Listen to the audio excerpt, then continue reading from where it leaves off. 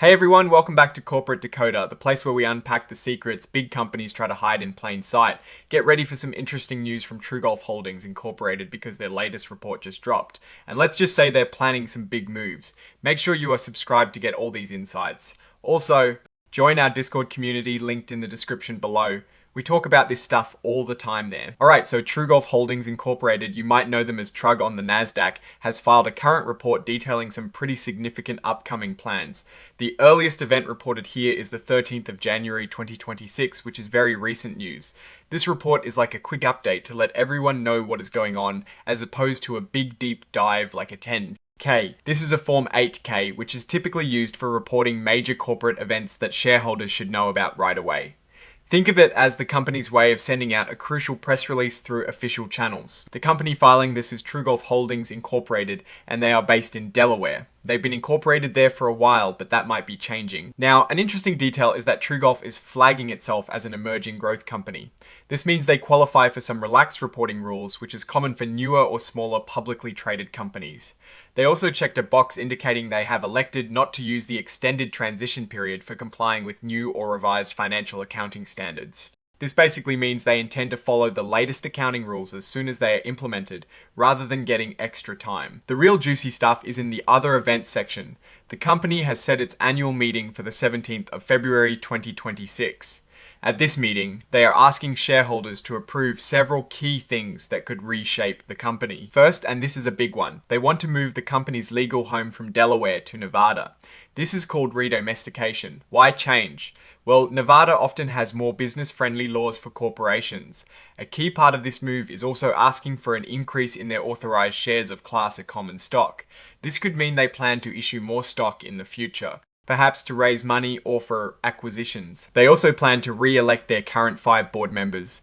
This suggests stability at the leadership level, at least for now. They're also asking shareholders to officially approve Haney and Company as their independent accountants. This is standard procedure to ensure the company's financial statements are audited by an external firm. Another important proposal is to approve a new 2026 equity incentive plan. This plan allows the company to grant stock options or other equity awards to employees and executives. It is a way to motivate the team and align their interests with shareholders. Finally, they need shareholder approval to issue more Class A common stock under a specific agreement, dated May 14th, 2025. This is needed to make sure they stay in line with the rules of the Nasdaq Stock Exchange. This suggests they've got a financial agreement in place that involves selling stock, and now they need the green light to proceed with it. The report is signed by Christopher Jones, the Chief Executive Officer, on the 13th of January 2026.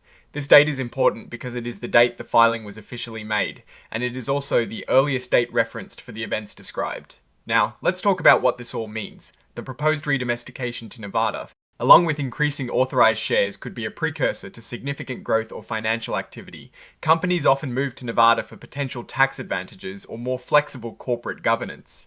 The increase in shares, especially when tied to an equity purchase facility, often signals that the company is preparing to raise capital, possibly to fund expansion, research and development, or even strategic acquisitions. It is a move that can dilute existing shareholders' ownership if new shares are issued, but it can also provide the necessary fuel for future growth. The approval of the 2026 Equity Incentive Plan is standard practice for companies looking to attract and retain talent. It shows a commitment to their employees and a belief in future performance that will be rewarded through stock appreciation. Looking at TruGolf Holdings Incorporated, this filing points towards a company that is actively planning for its future. The move from Delaware to Nevada, coupled with the potential for increased share issuance, suggests a strategic effort to optimize its corporate structure and secure resources for growth. As an emerging growth company, these steps are crucial for navigating the competitive landscape of the golf technology industry. One notable risk here is how this increased share authorization will be managed. If it is for a specific acquisition or debt refinancing, it can be a positive. But if it is a general authorization that leads to frequent stock issuance without corresponding growth in the business, it could dilute value for existing shareholders. We will have to watch how these planned stock issuances unfold and what they are specifically used for. Overall, TruGolf Holdings Incorporated appears to be in a proactive phase. making structural and financial preparations for what they believe will be an important period for the company. The key will be how effectively they utilize any new capital raised and how this redomestication impacts their operations and shareholder value.